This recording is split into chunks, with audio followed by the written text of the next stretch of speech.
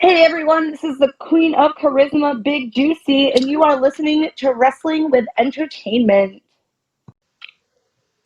Hello, and welcome to the show. It's Wrestling with Entertainment, bringing you the latest exclusive breaking news, previewing and reviewing the latest stories from WWE, AEW, New Japan, and everything in between every Saturday, and interviewing all your favorite wrestlers every Wednesday on YouTube and Castbox, sponsored by Rogue Energy and Player One Coffee. I am, of course, your host, that guy, James Shea, alongside the leader of Squash Squad, Kaliko Yachts, Oh man, what it do, everybody? It's been a rough week. and the American Scooter Dust. Hard work pays off. Dreams come true. Bad times don't last. Bad guys do. And of course, it was not a great day for wrestling, as I believe on Monday, um, a true legend has passed. Scott Hall is passed away. Um, And like I said, a true legend of this sport. You can't really talk about the Attitude Era, the 90s, WCW without his name coming up. And we're going to do things a little bit differently tonight. You know, obviously, things happen in the wrestling world, but this seemed a little bit more important. And we want to give Scott Hall his proper respect and kind of dedicate this show to him. Scooter, can you tell us a little bit more about Scott Hall? Well,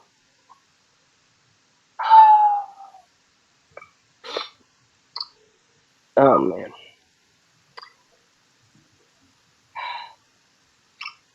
Well, suppose we start at the beginning. Scott Hall was an American professional wrestler, best known for his tenure in the WWF under Razer Ramon There you and in WCW under his real name with the Revolutionary New World Order. He began wrestling in 1984, if you can believe it, touring around the NWA and its various territories. Uh, he would actually, in the beginning of his career, he would actually feud with Dusty Rhodes, um, which is very interesting considering Rhodes and Hall's relationship later in life.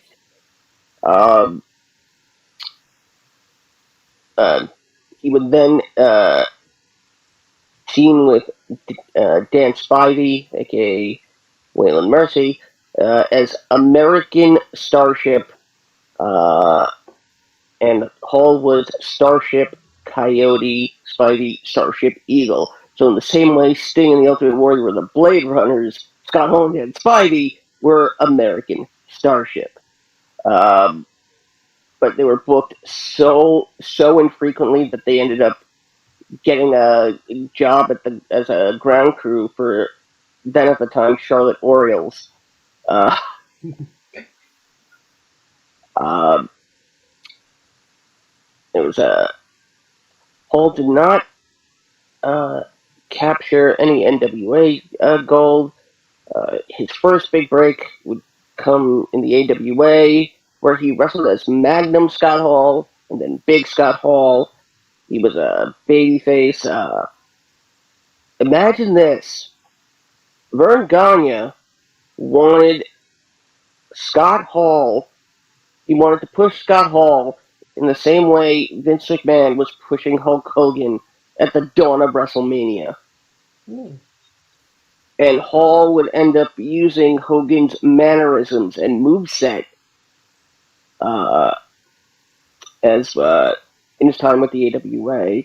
He would then go to Japan throughout the late 80s, between 87 and 90. Of course, his career highlight of this point in his career was his tag team with Kurt Hennig. They would capture AWA Tag Team Gold from Jimmy Garvin and Steve Regal.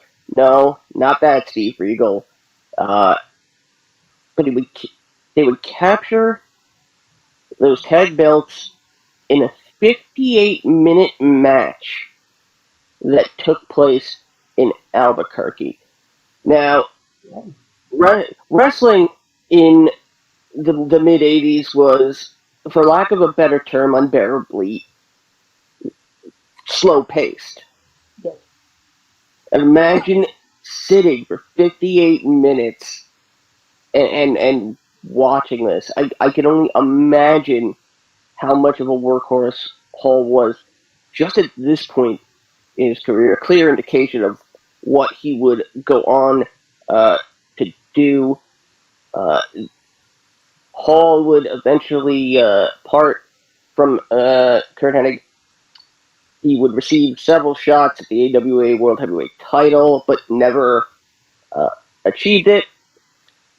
The main reason for this, Hall hated the cold weather in Minnesota and realized the AWA was a sinking ship. Scott Hall actually had a tryout with the WWF at a house show in August of '87, which, again, really interesting if you think about what pro wrestling history would be like if Hall entered the WWF at that point in time. Of course, he was brought into World Championship Wrestling in 1989 by Jim Ross. As part of NWA's initiative to develop new young stars. Of course, this group also included Brian Pillman and Sid Vicious.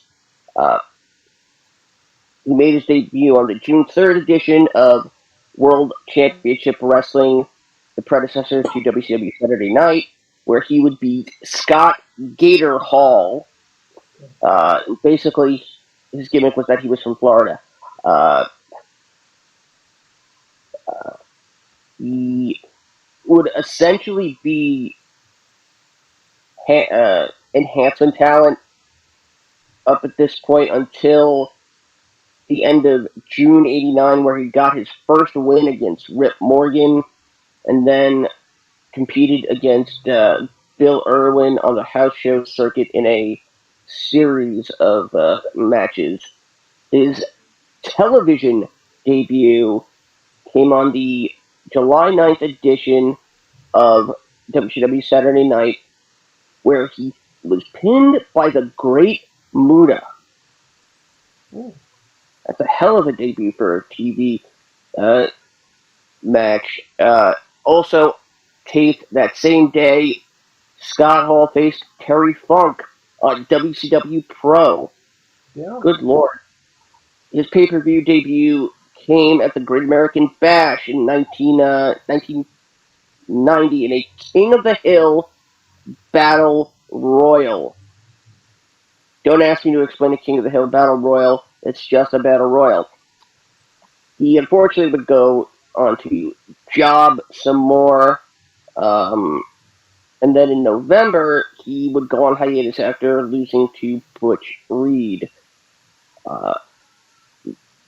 Now we get into his New Japan stuff, his teaming with Larry Cameron, defeating Hiroshi Hase and Kuniaki Kobayashi at Korakuen Hall in Tokyo.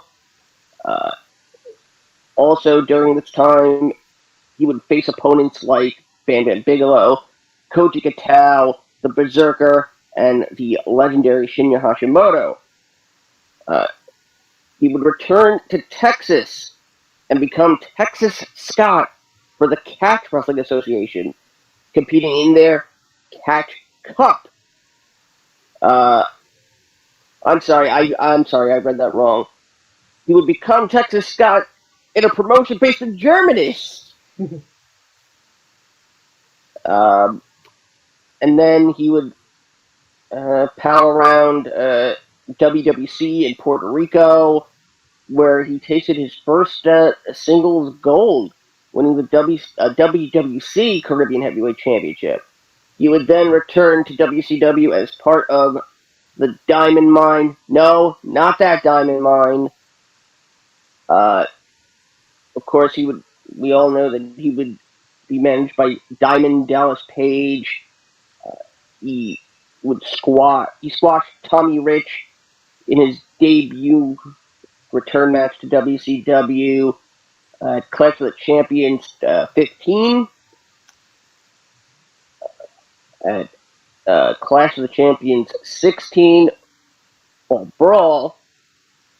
The Diamond Stud, which we all know, lost to Ron Simmons. As well, Hall would take part in the infamous Chamber of Horrors match. Oh god. Wait, there's something else here? Damn, I forgot about that. He would be out with an injury for the rest of '91. Then in '92, formed a short-lived tag team with Vinny Vegas, Kevin Nash, and Scotty Flamingo, Raven, Oh god. as part of the Diamond Mine stable. He would also be an interspersed part of the Dangerous Alliance, led by Paul Heyman. Hall's biggest feud in his time as a Diamond Stud would be with Dustin Rhodes.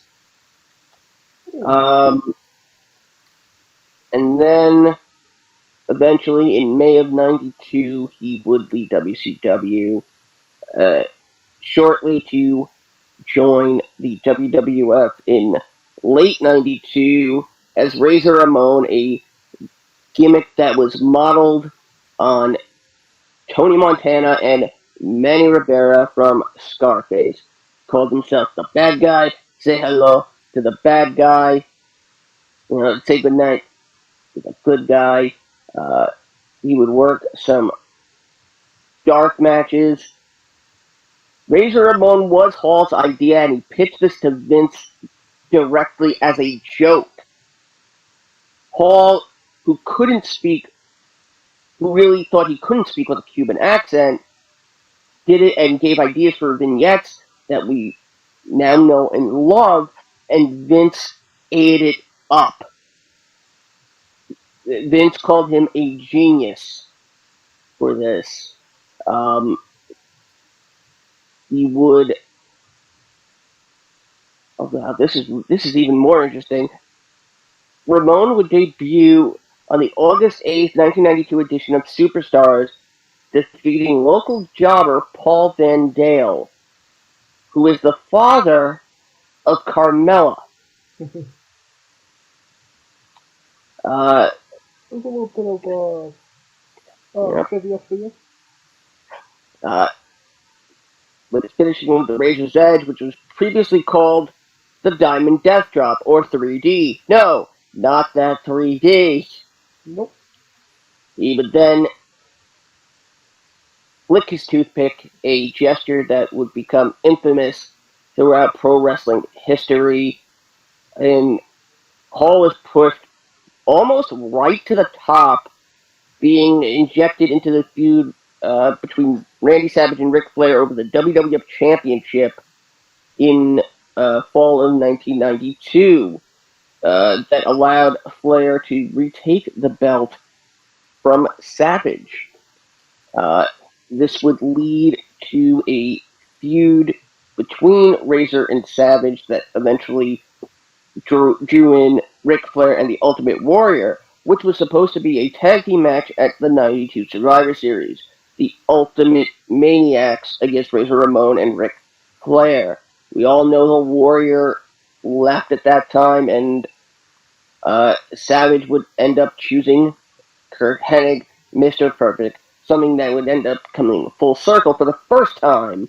And then, uh,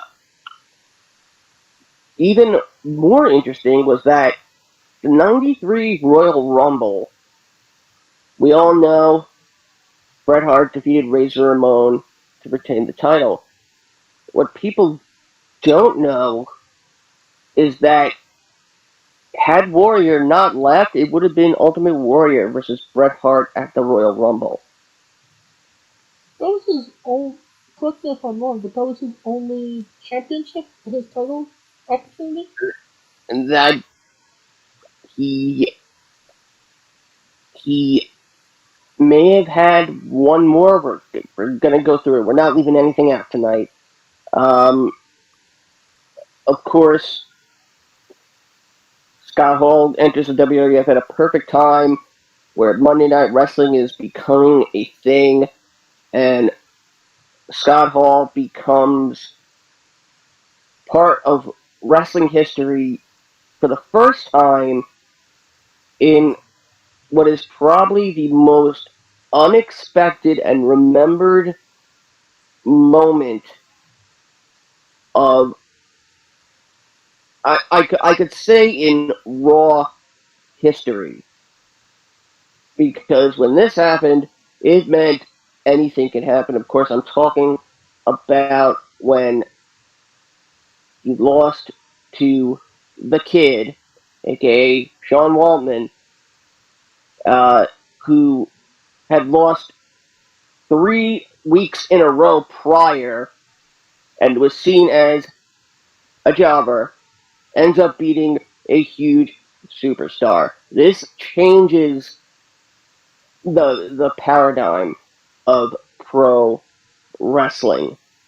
Really, really making fans believe that, hey, this nobody from Palookaville, he could be somebody. Um, Shortly after this, Razor Ramon would become a face after involvement in from Ted DiBiase and Erwin R. Scheister. Uh, Razor Ramon would face Ted DiBiase in Ted DiBiase's final WWF match at SummerSlam '93. On the October 4th, '93 episode of Monday Night Raw, a battle royal was held to determine who would compete for the Intercontinental Championship due to it having been vacated by champion Shawn Michaels. The last two men were Razor Ramon and Rick Martel. Razor would go on to win the next week and become the Intercontinental Champion. And then this would lead to a feud with Shawn Michaels over who had the stronger claim to the Intercontinental Championship. Of course, we remember HBK, who had been stripped of the title but still walked around with the belt. He actually was suspended during this time. He would eventually return to the ring, and Hall would again be a part of wrestling history in the first ladder match at WrestleMania against Shawn Michaels in one of the greatest ladder matches of all time. Razor would then go on to feud with his former WCW tag team partner, who was now known as Diesel. At this time, he would lose the Intercontinental title at the end of April of '94, and then would win it back from Diesel at SummerSlam of '94. Razor would then kind of find himself as part of the solid upper mid card, a lengthy feud with Jeff Jarrett, where Razor would end up losing the Intercontinental title to Jarrett. However, Razor would win the Intercontinental title back in May of '95 in a ladder match at a house show, which would mark the first time any man had won the Intercontinental Championship 3 times at this point. He would be part of a very short-lived tag team with Savio Vega. And Savio would end up replacing Razer in the '95 King of the Ring, which Vega went to the finals. There was the huge rumor that Razer was set to win the Rumble, and had he not been injured, we would have not gotten King Mabel. Oh, good. He would then have another ladder match for the Intercontinental Championship with, then at the time, new champion Shawn Michaels, and again a tear the house down ladder match. Razor would then feud with incoming noob. Why did I use noob? Oh man, Dean Douglas, aka Shane Douglas. Douglas would end up winning the Intercontinental Championship by forfeit from Shawn Michaels in the infamous Syracuse incident. However, Douglas would lose the Intercontinental title to Razor that same night and become the first 4-time Intercontinental Champion in history. One of Razor's last feuds with in the WWF was with Goldust. And we all know that Razor was supposedly penciled in for the parking lot brawl with Goldust at WrestleMania 12 that eventually was replaced by Roddy Piper. Mm-hmm.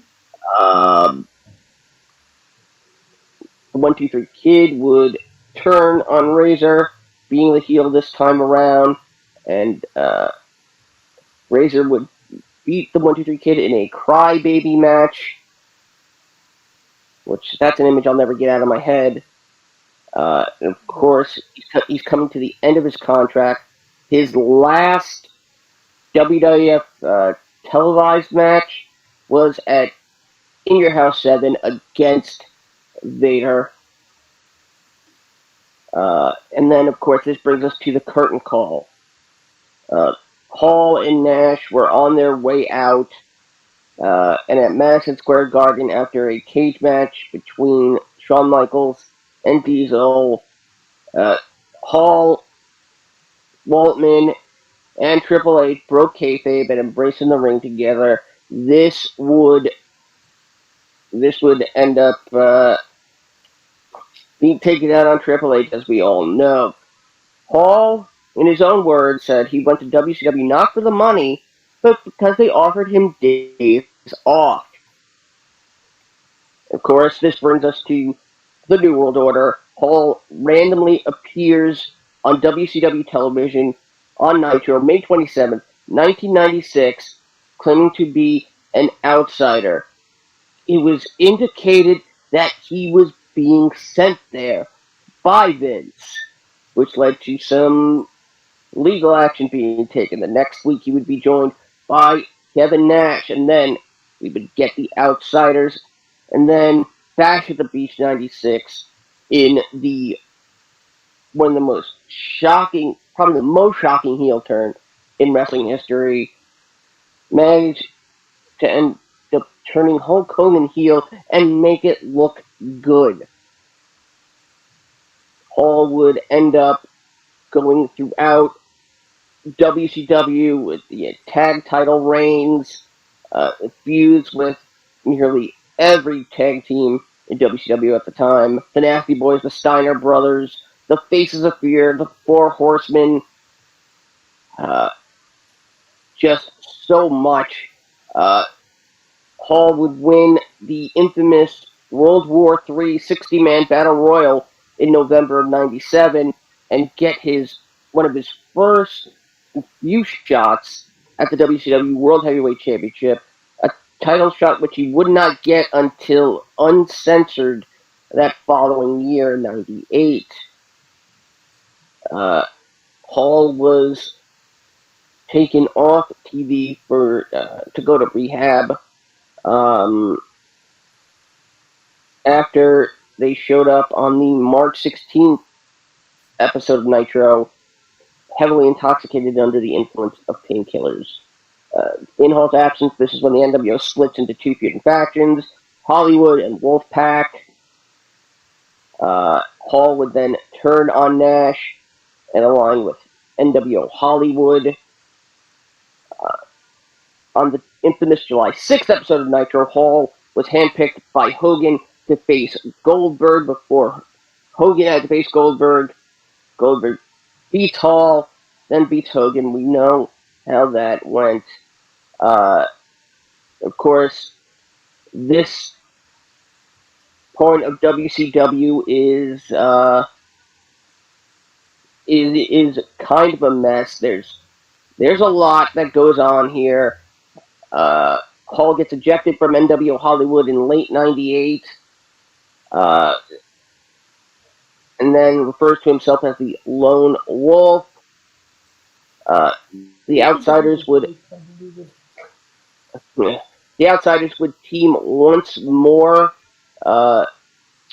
against Scott Steiner and Horace Hogan on November 30th. Hall would then be the man who cost Bill Goldberg his undefeated streak and the WCW World Championship in his title match against Kevin Nash at Starrcade '98. Hall and Nash would reunite again for another NWO reunion. Hall would have a reign with the WCW United States Championship after defeating Roddy Piper at Super Brawl 9. Hall would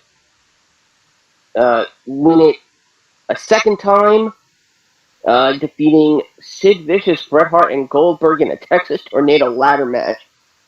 Good God. And then at the lesser-known WCW pay-per-view Mayhem, defeated Rick Steiner by forfeit to also win the WCW Television Championship, which makes Scott Hall the only man in WCW's history to win the U.S. title and the television title at the same time. He would then, 8 days later, he would pull a Medusa with the television title and throw it in the trash, only for it to be found some 16 months later by Hacksaw Jim Duggan. More NWO, this time with Nash, Bret Hart, Jeff Jarrett, and Scott Steiner as NWO 2000. Hall would feud with WCW champion Sid Vicious and Jeff Jarrett over the title. At Super Bowl 2000, that was Hall's last appearance for WCW. However, God, Hall would go on to make an unscheduled appearance at an ECW house show on November 10th, 2000 in Schenectady, New York, teaming with Jerry Lynn to defeat Just Incredible and Rhino. The following day, at the next house show, Hall would defeat Justin Incredible. In March of 2001, we all know what happened that month. WCW got sold. Hall would return to New Japan. He would again float around the promotion. His final bout being a title match against the Triple Crown Heavyweight Champion at the time, Keiji Muto, aka the Great Muta.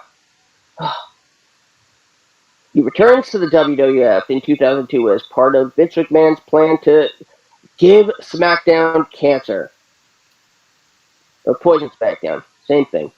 A repackaged NWO. They attacked Austin at No Way Out in something that could have been really, really, really awesome. Hall has his first WWF match since May 1996 on March 4th against Spike Dudley. He goes on to lose to Steve Austin at WrestleMania 18. And then later in the night turns on Hollywood Hogan. We all know this. Oh man, there's so much. Hall eventually is part of the plane ride from hell,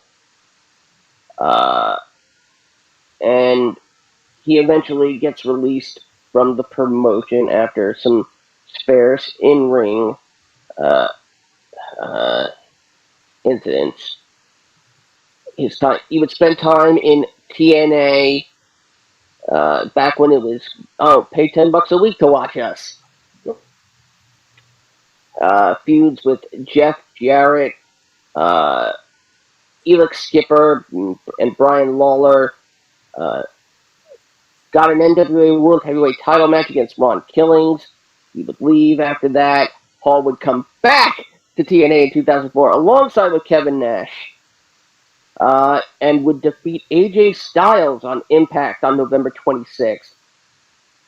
And then at Turning Point, would lose to the team of Randy Savage, Jeff Hardy, and AJ Styles. Hall would end up, his final match would be against Jeff Hardy that year, in January 2005, after which he took some time off. He came back to Impact, November 2007. Hall was Sting's mystery partner at Genesis.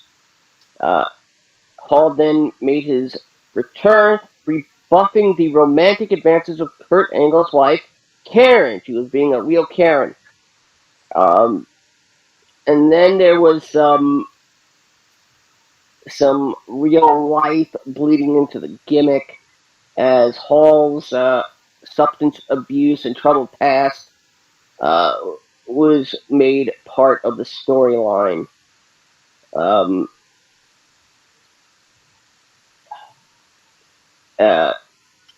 At Turning Point 2008, Hall was seen alongside the Insane Clown Posse in attendance. This was apparently scripted to occur, but the Insane Clown Posse had no idea that Hall was apparently supposed to be their guest. He would go back to Puerto Rico for a bit, then would pal around Juggalo Championship Wrestling, then back to TNA again for the band in 2010. There's just so much. Hall would then kind of pal around the indies for a little bit.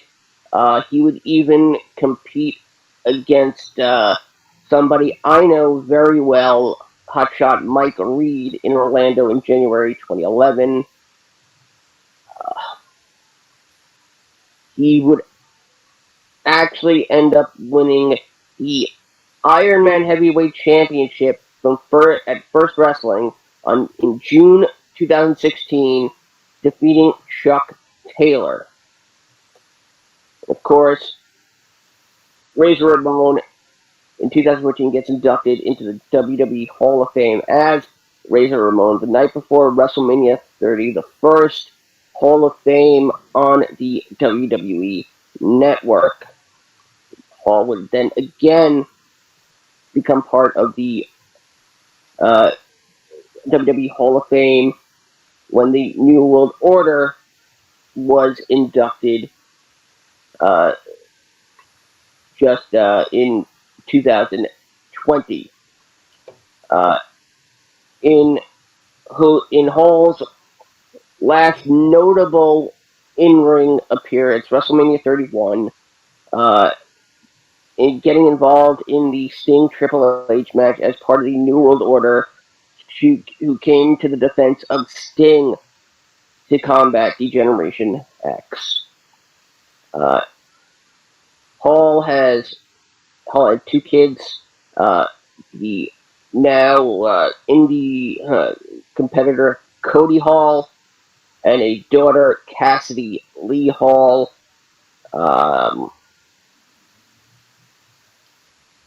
Uh,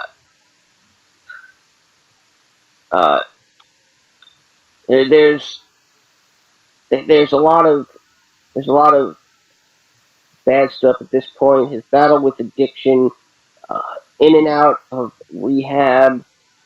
He gets a defibrillator and a pacemaker implanted in his chest. Multiple battles with pneumonia, seizures, uh, epilepsy, uh,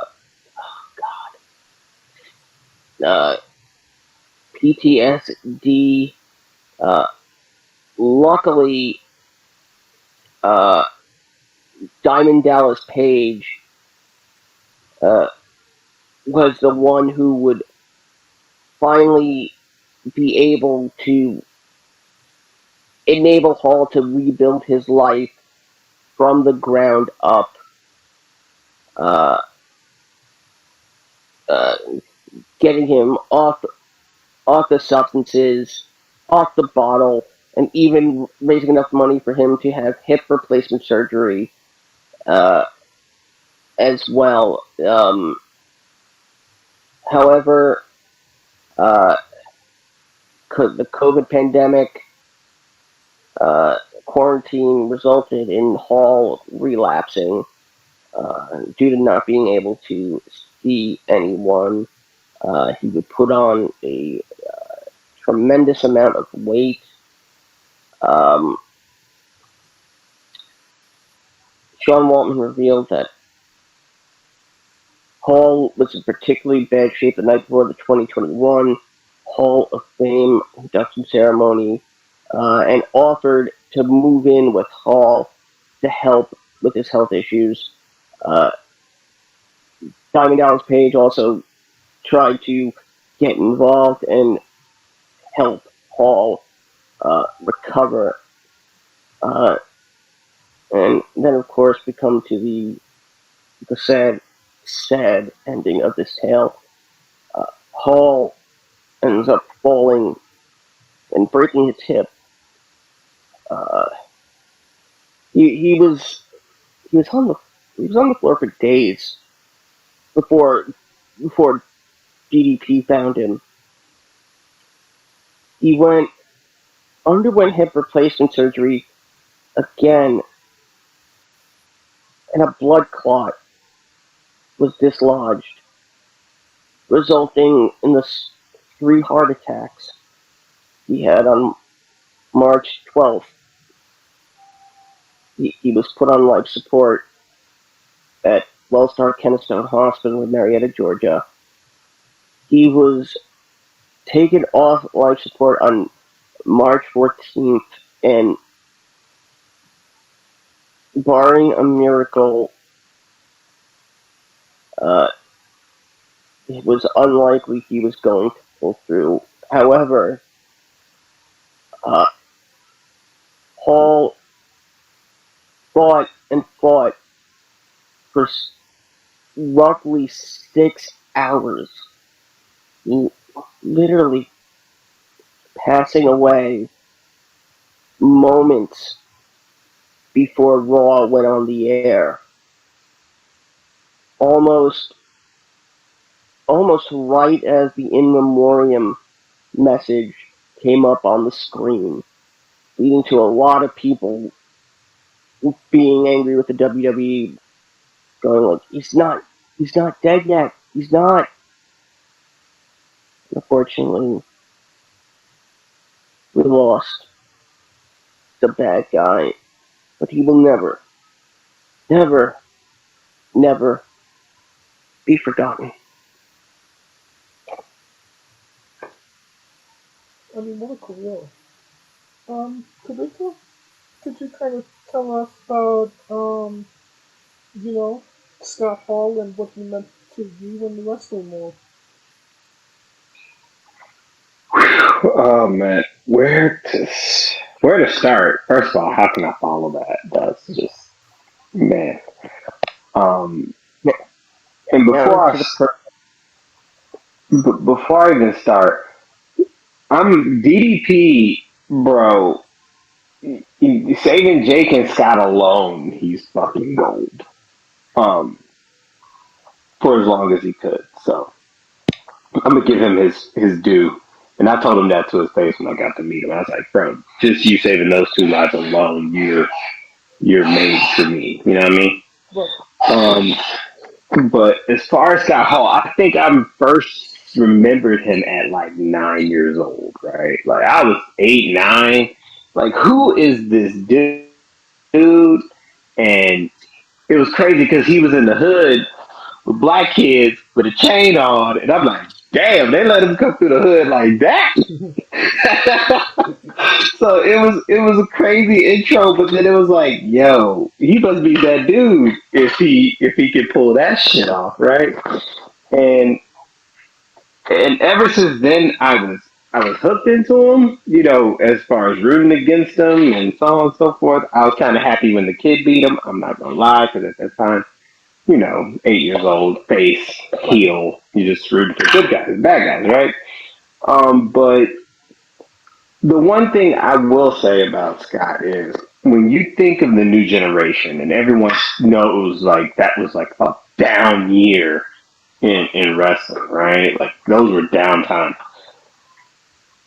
And there are very few names that you can remember that were bright spots during that time. And for him to be not only the bright spot in I wouldn't say a sinking ship, but a ship in lost waters, right? Right. So for him to be that guy and then be the guy to one get people, I mean, honestly, him and Kevin Nash's contract were the reason wrestlers got paid. Right. So, I mean, so as much as he contributed it as a character, you can make a bigger argument that he made a bigger impact in the business as far as wrestlers getting paid what they're worth. And it's crazy because this is one of those guys where he's in that era, he's in that pantheon of wrestlers that never won a world title. But to be quite honest, he really didn't need it because I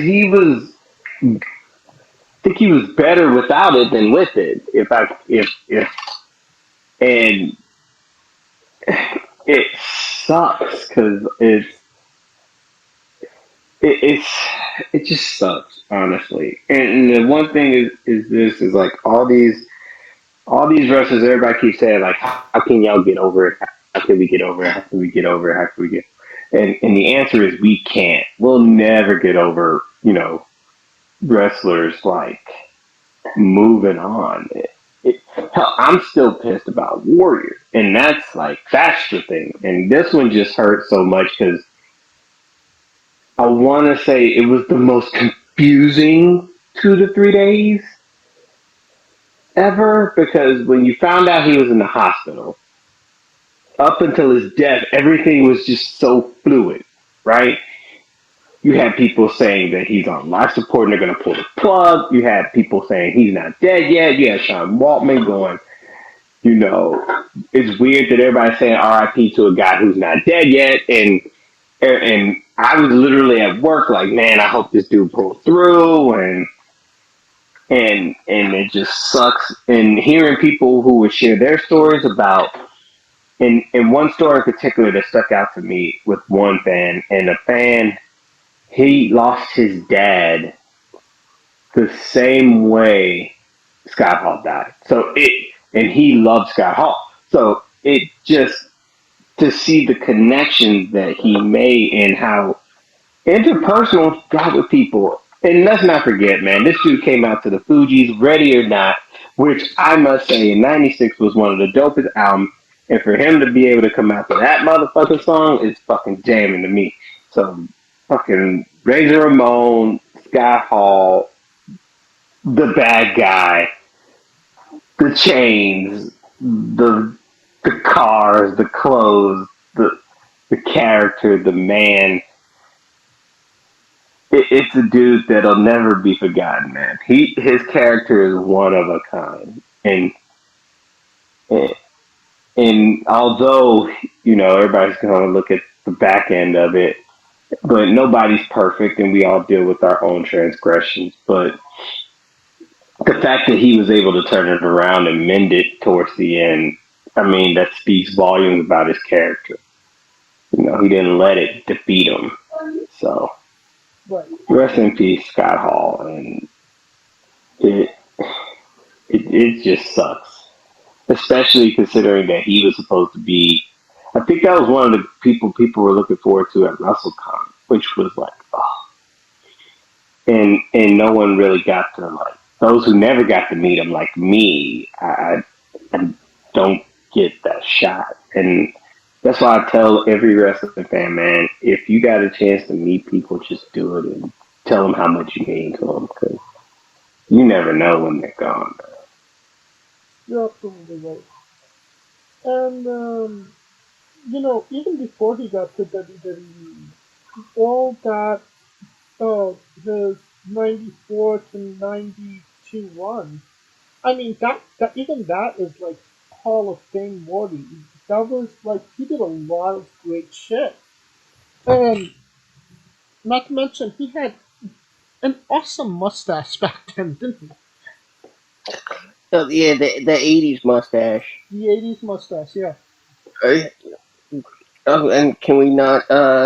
We also can't forget the fact that he was also part of the infamous Wrestle Rock Rumble. Oh, that rap, Yep. yeah. I think that's something that we kind of trying to forget, right? No, never. Now I don't want to forget it. I just remember Shawn Michaels, Marty Jannetty, and I believe the Road Warriors of that. But I remember he was on Jerry Springer. Yes, he was. Yep. Like, But you, you, you don't know how crazy that was. The fact that he was on Jerry Springer. back, back when Springer actually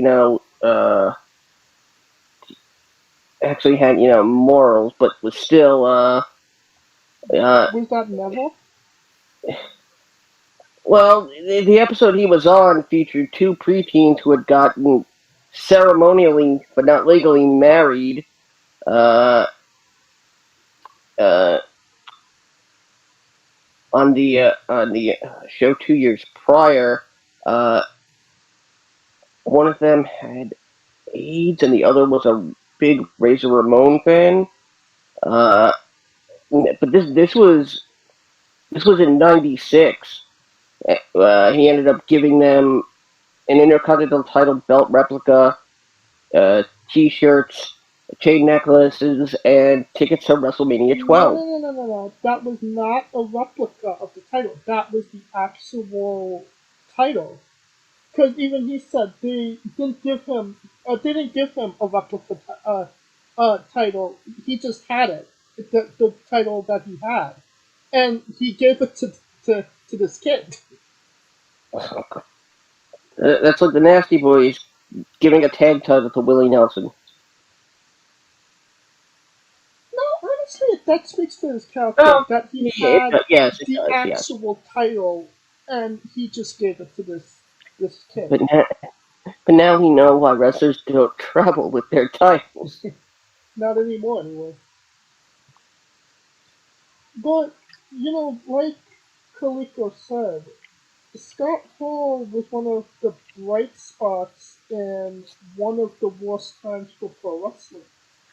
And even, in the '92, '93 run, he was the bad guy.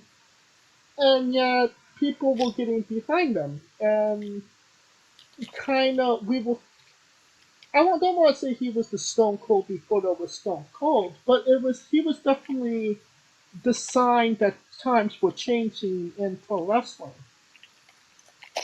Like I you mean, said with that 1, 2, 3 kid match and multiple rivalries with great competitors. yeah, I'm convinced that if Hall had leaned in to the Razor Ramon gimmick even just a little bit more, and just came out with a little white powdery substance under his nose, we would have gotten the Attitude Era much quicker. Well, I mean, he kind of did start the Attitude Era with that, with everything he did in WCW. But we'll get to that in a moment. Obviously one of the biggest matches at that time when it really was needed. The ladder match between him and Shawn Michaels. And what did it tell you about Scott Hall when even Vince McMahon says, I didn't want him to go. I wanted to keep him when, obviously his contract came up. Kaliko, Scooter? Well, I mean, keep in mind during that time, like the schedule was rough. Yeah, they were doing sometimes 2 shows a day. Right. Yeah, because they were taping and then doing the house shows and shit. So it's crazy. It was a crazy schedule. Because keep in mind, Brett took a year off, That's right. and that was in 95, 96. You were Yeah, taking. it was from November '95 to November '96. Yeah, he took a whole year off. So that tells you how brutal. And he was the champ at that time, at least a two-time champ. So And shit, you got time off. in that time, if Scott Hall would have stayed, do you think he would have been champion? WWE champion, that is. Might have, but if he stayed, Austin might not happen. Because the Court and Call is what caused Triple H to, Exactly. yeah, And and this is one of the potential scenarios I am writing up for what if. right. And at the tail end of that rival of his run in WWE, he was battling Goldust. Like you said, Roddy Piper took over that rivalry. Different place, different time, different world back then. Goldust was androgynous. And Scott Hall even said, I wasn't comfortable with that gimmick. And do you think, but, obviously afterwards, he kind of regretted not doing it. What do you think that rivalry could have been if Scott Hall did decide to be all in on it? Hmm. What if Razor ends up in the parking lot brawl, which was originally supposed to be a Miami street fight that would take place in Anaheim? That's what I was going to say. Takes place in Anaheim. I don't know. I don't know of any previous reports that say WrestleMania 12 was supposed to be in Miami, but Not that I know uh, of. if if oh God, I actually I may catch some flack for this, but I think we might have seen Hall leave sooner. Because of that rivalry. The rivalry, and I would even think that particular match, because it would probably take so much out of him that it probably have shaved years off his career. You take a look at Hall throughout his career. One thing he does not do is really hardcore and extreme matches. Right. Excluding the ladder match. back when the most dangerous thing anybody would do would be a splash off the ladder, and that's it. Yeah. So put, Hall, I believe, had in the back of his mind his how long he wanted to last in wrestling. I think Hall was also like all recovering addicts, like all current addicts, and again, once an addict, always an addict. That's what we are branded. Uh, when with addiction and recovery, I should say with addiction more, one of the unlisted side effects is you become two people. You become the person when you're high, and you become the person when you're jonesing. And you know, again, I would even say if he had stayed around in that particular match, his demons may have shown themselves a lot earlier. Do you think actually no, I was gonna say, do you think if he would have stayed with WWE at that time, could he have gotten his drug use kinda in check? No, But because like No, when no, no, no, WCW, no, obviously that's no, when things got even worse. no. Well, no. Yeah. I think it got. I mean, possibly because he probably wouldn't have had more days off, but that's a hypothetical. Well, Skyhole said himself, when he went to WCW, the money was guaranteed, and he didn't feel like up to his WCW stint. This guy was a workhorse. Now going New Japan, WWE, NWA, WCW, everything in between. Like he had a great work ethic, but going to WCW, knowing what the money was guaranteed, his spot was safe. Even he said, I kind of slapped off on the wrestling aspect.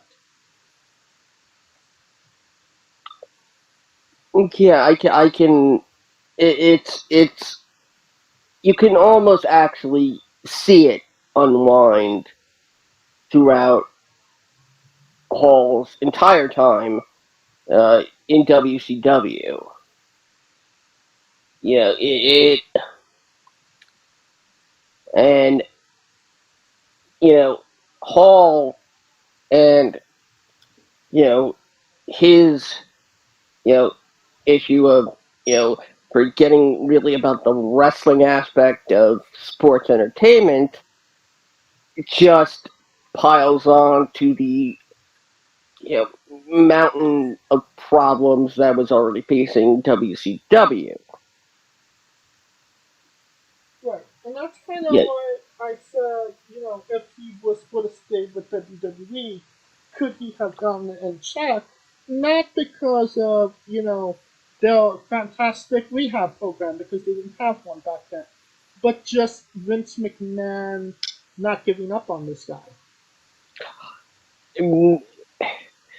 back then Vince was giving up to Vince back then meant something different than it would today. I honestly, what I honestly think Vince meant was, I just didn't want him to go work for the competition. Oh yeah, for sure. I'm, I, I'm not sure how much personal feelings, if any, was in that regret. Well, I'm sure that there is some, remorse there, considering that he was a good soldier through a dark time for WWE. even though he kind of caused some dark times in the future. But even we know in wrestling, it's what have you done lately? And during that time, it probably would have been slacking. Because keep in mind, Mark Henry, Big Show, examples of people who are back and forth and up and down. who were also coming into their prime at the same time, or rather, just starting out roughly in, at the time Hall was leaving, the WWF. And keep in mind, they fired Eddie Guerrero. So there's your bar. But I mean, who didn't WCW file? I mean, at that time, Eddie Guerrero was just a cruiserweight. Oh, I'm talking about WWE as far as like Vince giving him grace. Because I wouldn't think he would have got the grace. Yeah, but that's true. But I mean, Eddie Guerrero was back like 6 months later. You know, as much as a lot of these guys, fuck up, if you kind of show that, there's remorse there, usually you kind of get that benefit of the doubt at least once. I mean, look at Shawn Michaels. I mean, from '98 to 2001, the guy was a wreck, and yet he was still under contract with WWE for most of that time. Well, because Vince knew that Shawn understood the business, and Shawn essentially, I think, is really the the the crucial transitional puzzle piece to the Attitude Era. Oh yeah, for sure. You know, he, we're not going to sugarcoat this. He had a lot of demons. Scott Hall did. As big as a superstar as he was, did that prevent him from becoming even bigger?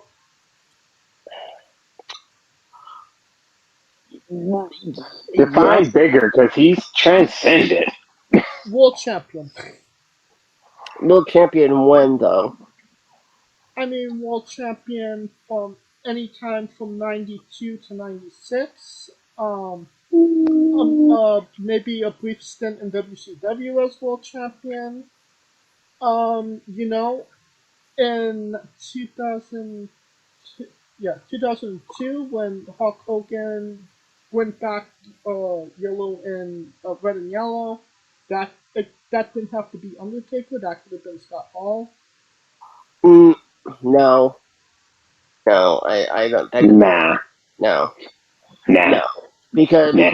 Hall at that point Hall was really slacking off. But that's to say, if he didn't slack off, if he was completely clean, sober. But then Well, in but that 92 to 96 was the best time. That was the best time.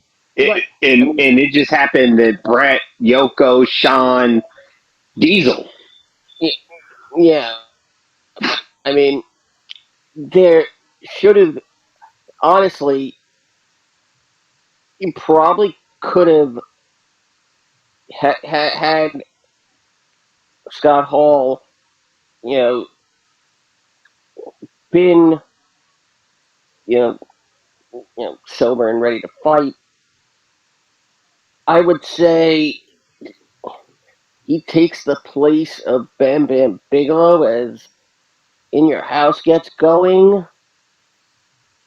Uh, and then we get a face versus face feud between Razor and Diesel for the WWF title and run back to their Intercontinental title like the way they did with Shawn Michaels. And you probably could have done this with Shawn Michaels too.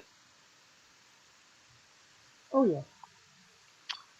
And then I think probably only with Diesel though could Razor have been made to look could Razor have been champion. I mean, we could talk a lot about his WCW time, but other than the lead up to Bass at the Beach, there's and obviously Bass at the Beach, there's not. He was kind of like in the background, so to speak. I mean, obviously Hogan was at the forefront with the the NWA leader, NWO. Kevin Nash was the leader of the Wolfpack, and he was kind of just the little buddy in some regards, even though he was one of the founding members. But then again, I don't watch a lot of WCW, never have, probably never will. Could we? I I just have to mention this. If if you were a if you watched WCW in its last two some odd years, then you remember when Ric Flair was committed to the loony bin, and there randomly among all the patients walking around is Scott Hall.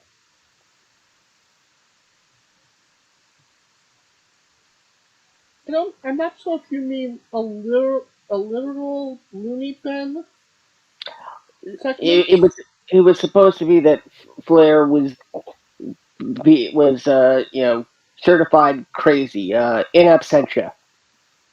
You could be committed for 72 hours, without warning, without reason, and it it was it was kind of a terrible joke in that, oh, Flair is in a hospital gown walking around this supposed loony bin, and then randomly there's Scott Hall in a hospital gown, and he does his finger gesture, you know,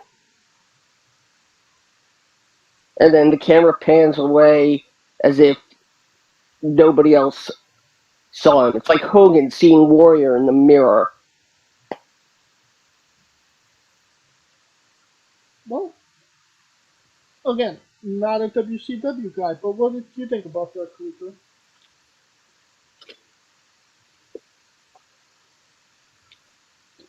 His WCW run, I would say he was probably the most solid number two ever,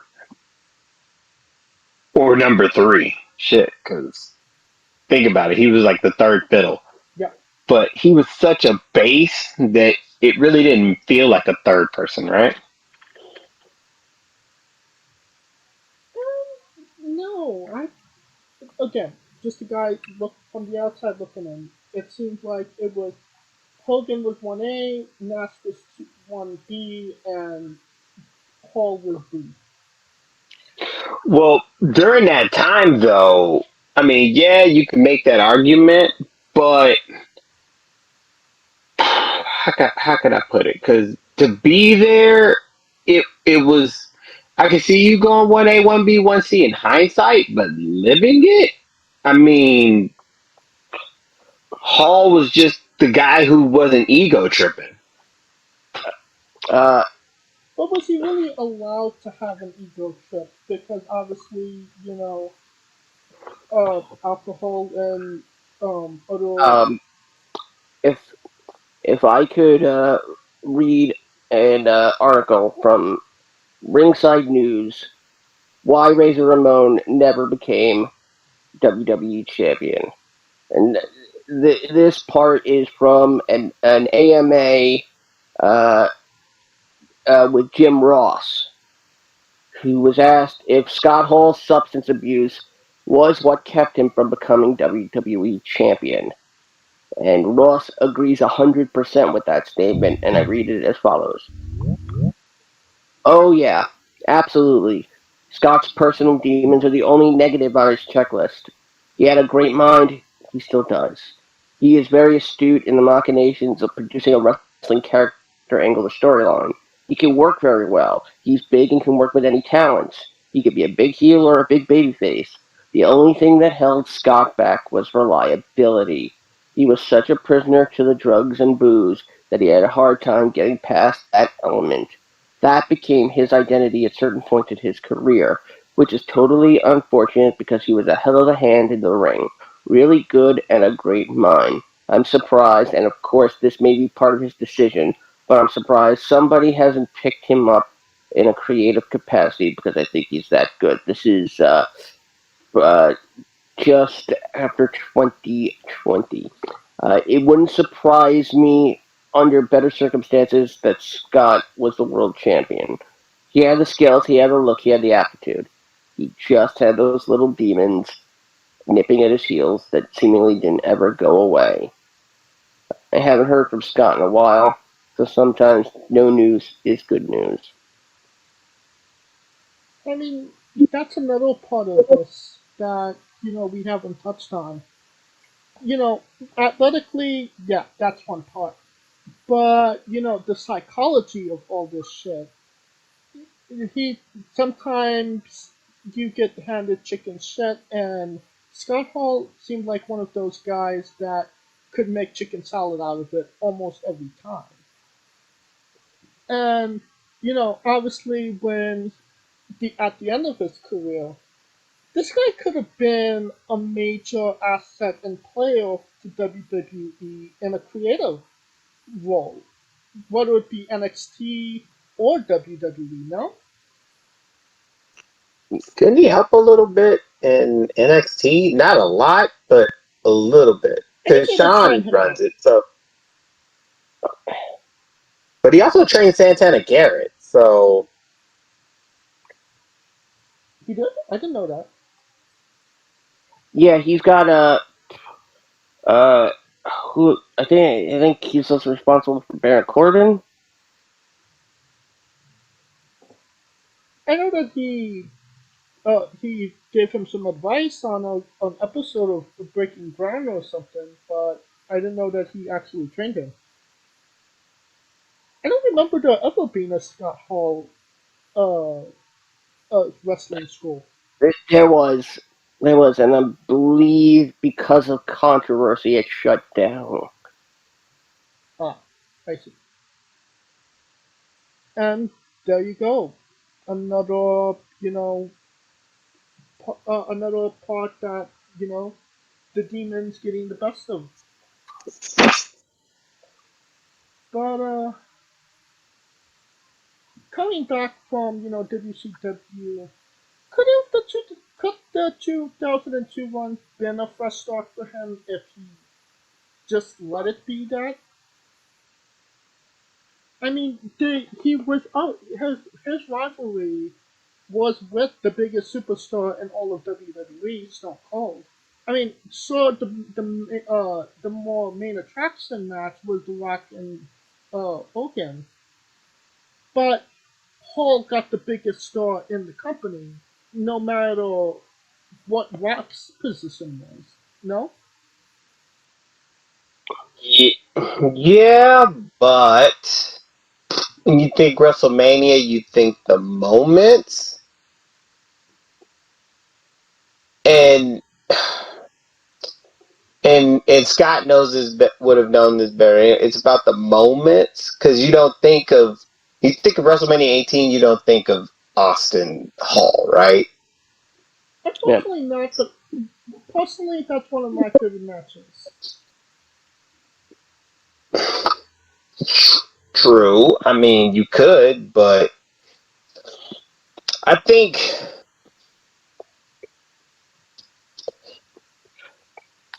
if he had a fought Stone Cold on the way up, I could see it being that.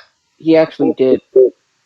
He actually did. There is a Razer Ramon Steve Austin match on the I believe on Superstars from from it was before, it's between uh it's between Feb it's somewhere between January and April '96. I'm pretty sure. I may be confusing it with Triple H though. Use your use your Peacock to find it. Um, but at the end of the day, you know, he did overcome, you know, all this bad stuff. DDP, an unsung saint, Yeah. Yeah. Do you think we'll see um, Diamond Dallas get a Warrior Award in the future? He should get a lifetime fucking achievement award. Yeah. Yeah. Uh,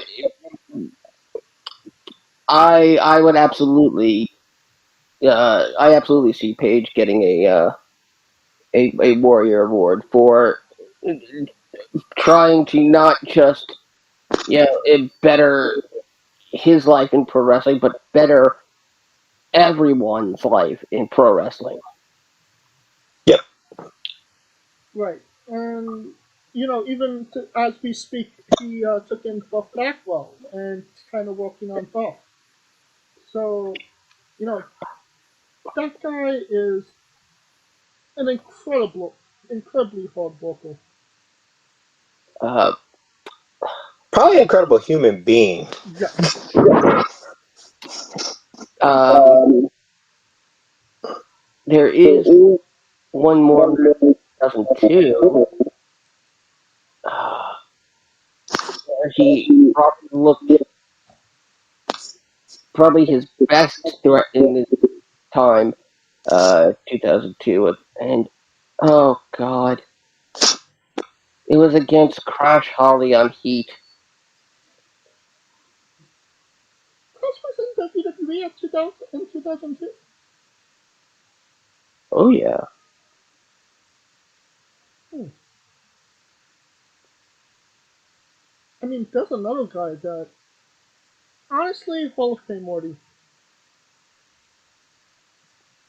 But, I mean, he did a lot of stuff in TNA. But as they say, if you wrestle in TNA in the woods, does anybody really see it? Obviously so, because Perk, everybody knows Perk Angle.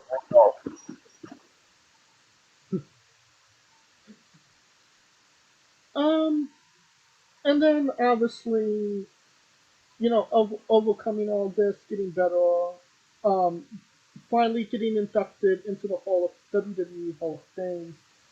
Um, when he got inducted solo, should it have been for Razer Ramon or should it have been for Scott Hall? Because that's widely debated. No, because Hall always should have been inducted with the NWO because the year prior Nash was inducted as Diesel. This was a plan from the get go. Scott Hall by himself doesn't do much.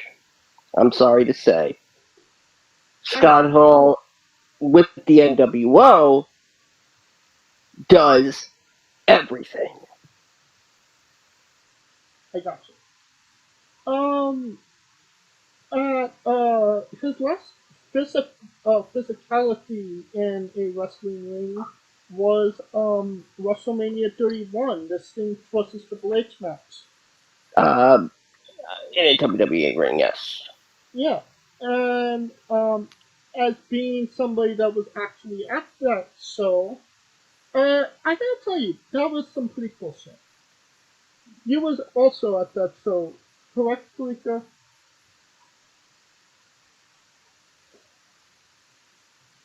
Indeed, I was. Honestly, it was a pop moment. It was like a holy shit moment. I mean, it was the first time we saw It, DX and NWO battle each other. I mean, it was 20 plus years after we wanted to see it, but it still hit. It still hit that nostalgia moment, no? true, and then you had like X-Pac, who shadowed both sides, along with Sean, who shadowed both sides. So it was like, who the fuck were they going to pick?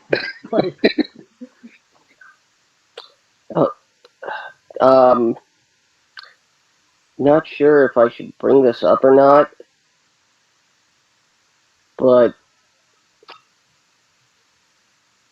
to show you that the type of man Hall was, uh, in 1983, he was in an altercation outside of a nightclub in Orlando. Guy had a gun. Hall tried to get it away from him. And in the struggle, the man gets shot with his own gun. Hall gets arrested and charged with second-degree murder. Charges get dropped due to lack of evidence. And in a 2011 interview with ESPN, Hall said he never forgot this. Right. And that definitely seemed like there was a cloud on top of his head, not during his career, but his whole life. Um, I believe he said that, it was it Something was like that. definitely something that led him down that pathway. But It, I hope that it he also, I think it speaks to his character, not in the in the in the intent no, of yeah, no, he I don't I'm not saying he did anything bad in that. It was just an accident that he unfortunately found himself in. And I do hope that he had peace with that before, the end. I think you're trying to say he was always into something. yes, but it's the saying that it not everybody would have the wherewithal to try and wrestle a gun away from a man pointing it at you. True.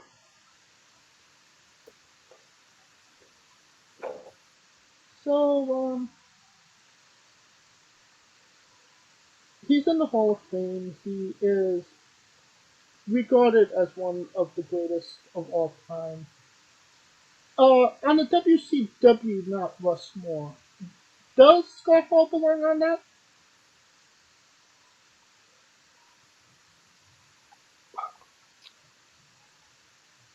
Only if NWO as a collective is in the Mount Rushmore. But as an individual, not so much. No, if we were doing factions, it would be the NWO, the Horsemen, the Freebirds, and the Bon Erics were never part of WCW. So what was WCW's biggest non-NWO stable besides the Four Horsemen? The Dungeon of Doom? Yeah, I know. Ooh, the Dungeon of Doom. No, no, I take it back. The Dangerous Alliance. Dangerous Alliance. Yep. Polly Dangerous. Yep. Alright, any final words on Scott Hall before we wrap this up, Scooter? I'll say it once. I said it once. I'll say it again. Hard work pays off. Dreams come true. Bad times don't last. Bad guys do. Kaliko? The one thing I would say is this is just the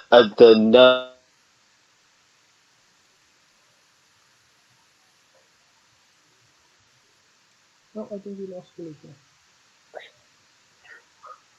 Tune in next week. Find out what he says.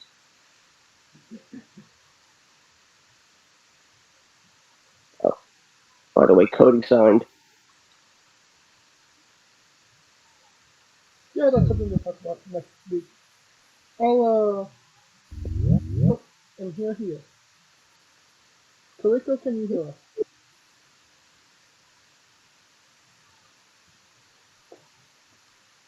Nope. Nope, he's not here. Alright, uh, I'll say it, I'll say my piece and then if we get Kaliko back, we'll see. Um,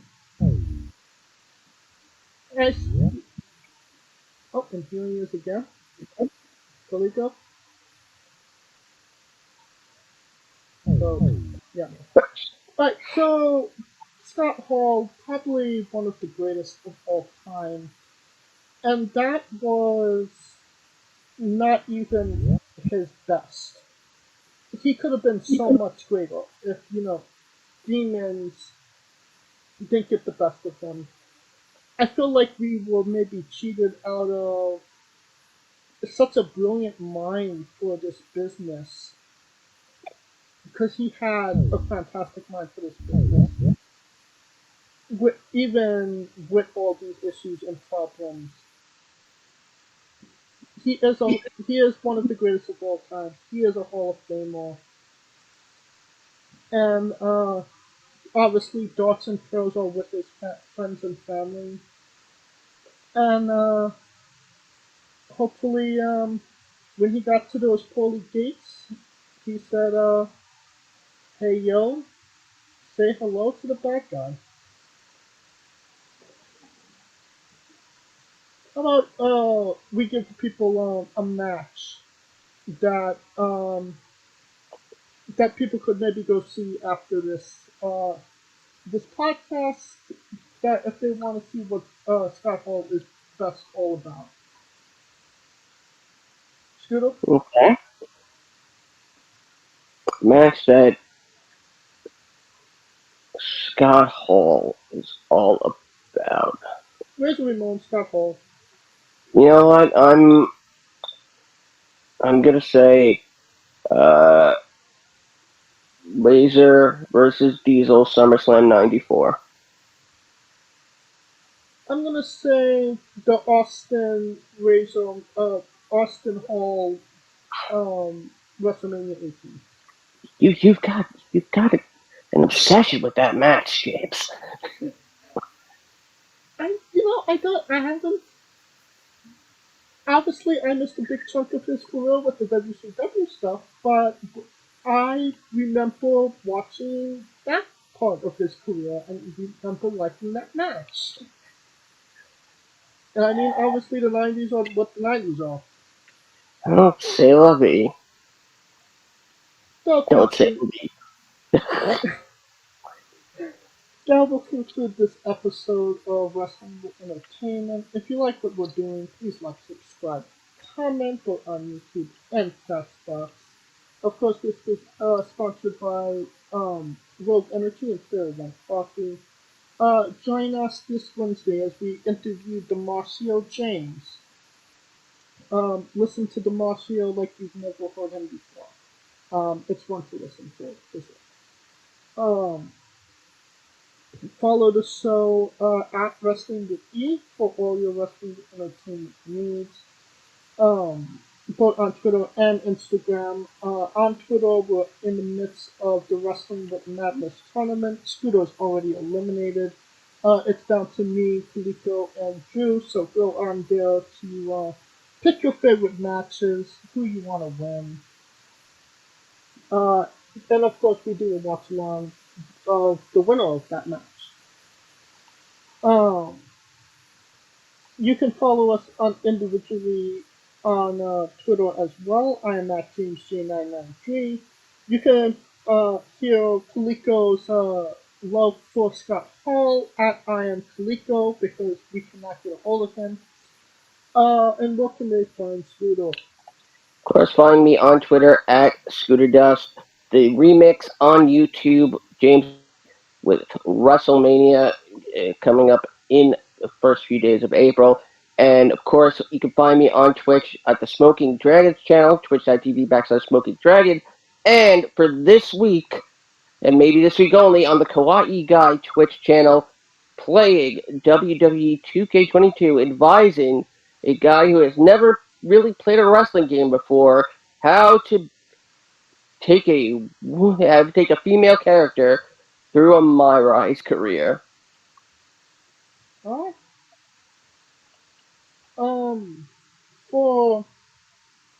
For the bad guy Scott Hall, for Kaliko Yachts, Scooter Dust, I'm James Shane, and this has been Wrestling with Entertainment. Hey yo. Hey guys, this is Brutal Bob Evans from Hangs with Bob Seminars and TheWrestleLife.com, and you are listening to Wrestling with Entertainment, one of my favorite podcasts in the whole wide world. Hey folks, this is the Colossal Mike Law, and you are listening to Wrestling with Entertainment. Enjoy the show, support these guys. We appreciate it very much. We'll see you at ringside.